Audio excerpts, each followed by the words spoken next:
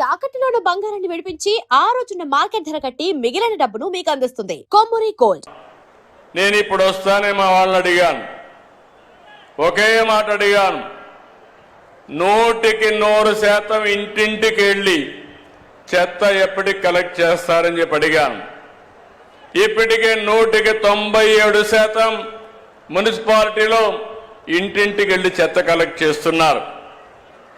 గ్రామీణ ప్రాంతాల్లో మార్చి 31కి 100% ప్రతి ఇంటి దగ్గర చెత్త కలెక్ట్ చేసే బాధ్యత ఈ ప్రభుత్వం తీసుకుంటామని మీ అందరికీ హామీ ఇస్తున్నా. అది పెద్ద మార్పు. ఒకసారి ఇప్పుడే ఆడబిడ్డ చెప్పింది, లక్ష్మీ గోవిందమ్మ. ఆ అమ్మాయి చెప్పినప్పుడు ఇంట్లో చెత్త వస్తుంది, ఆ చెత్తని కాంపోస్ట్ గా తయారు చేసుకుని మీ ఇంటి పైన టెర్రస్ గార్డెన్ పెట్టుకుని మీకు కావలసిన కూరగాయలు కూడా మీరు పండించుకునే పరిస్థితికి వస్తున్నారు. అలాంటి కార్యక్రమంలో మీరు చూస్తే ఇప్పటి వరకు దగ్గర 4,14,004 కుటుంబాలు హోమ్ కాంపోస్ట్ తయారు చేస్తున్నాయి. 4,19,288 మంది టెర్రస్ గార్డెన్ కూడా పెట్టుకుని అక్కడే కూరగాయలు కూడా ఉత్పత్తి చేసే పరిస్థితికి వచ్చారు. ఇంకో పక్క ఈ స్వచ్ఛ రథాల ద్వారా మీరు ఏవైతే వేస్ట్ జనరేట్ చేస్తున్నారో, చెత్త జనరేట్ చేస్తున్నారో, అవన్నీ కూడా దగ్గర 9 రకాల వస్తువులను ఇప్పటికి ప్రొక్యూర్ చేస్తున్నారు. తొందరలోనే ఇంకా ఒక 30 రకాల చెత్తని కలెక్ట్ చేసే పరిస్థితికి వస్తారు. తద్వారా చాలా వరకు చెత్త అంతా కూడా మళ్ళా పరిశ్రమలకు వెళ్తుంది, సర్క్యులర్ ఎకానమీకి వెళ్తుంది. తద్వారా మళ్ళీ ప్లాస్టిక్ నుంచి ప్లాస్టిక్ తయారు చేయడం, లేకపోతే అనేక రకాలైనటువంటి వస్తువులు తయారు చేసే పరిస్థితికి వస్తామని చెప్పి కూడా నేను మీకు తెలియజేస్తున్నాను. ఈరోజు దీనికి కావలసిన కొన్ని వేల వెహికల్స్ని పెట్టాం, ట్రై సైకిల్స్ పెట్టాం, ఆటోలు పెట్టాం, కాంపోస్ట్ వ్యాన్లను కూడా పెద్ద పెద్ద వ్యాన్లు పెట్టి కంప్రెస్ చేసి ఎక్కడికక్కడ తీసుకుపోయే పరిస్థితికి వచ్చాం. నిన్న నేను విశాఖపట్నం వెళ్ళి వచ్చాను.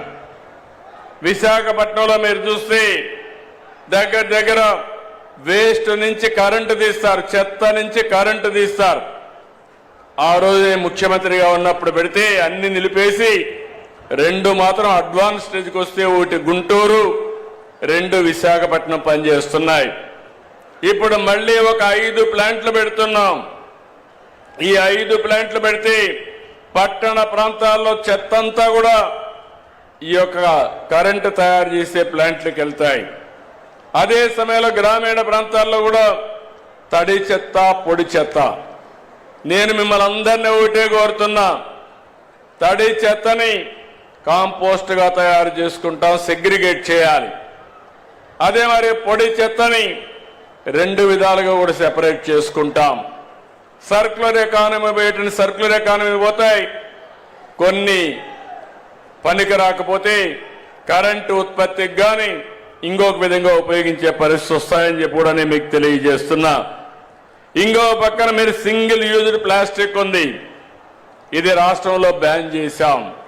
మీరు ఒక్క విషయం ఆలోచించుకోవాలి, ఇలాంటి ప్లాస్టిక్ అంతా కూడా ఎక్కడంటే అక్కడ వేయడం, ఆ ప్లాస్టిక్ అంతా మన పశువులు తినడం, ఆవులు తినడం, తిన్న తర్వాత అవి ఆరోగ్యం పోవడం, కలుషితమైన పాలు మనకివ్వడం, ఆ నీళ్లు ఆ పాలు మనం తాగడం, దీని ద్వారా చాలా సమస్యలు సృష్టించుకునే పరిస్థితికి వచ్చాం.